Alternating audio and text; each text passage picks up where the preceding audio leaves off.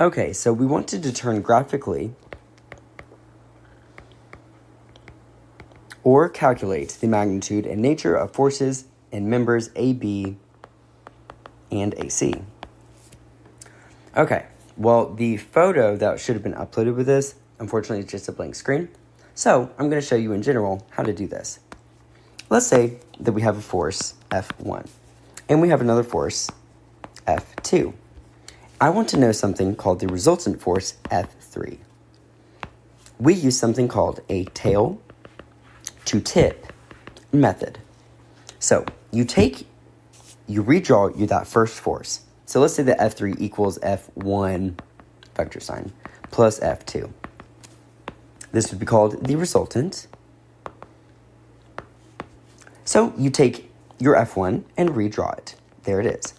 Now be careful. You want to take the tail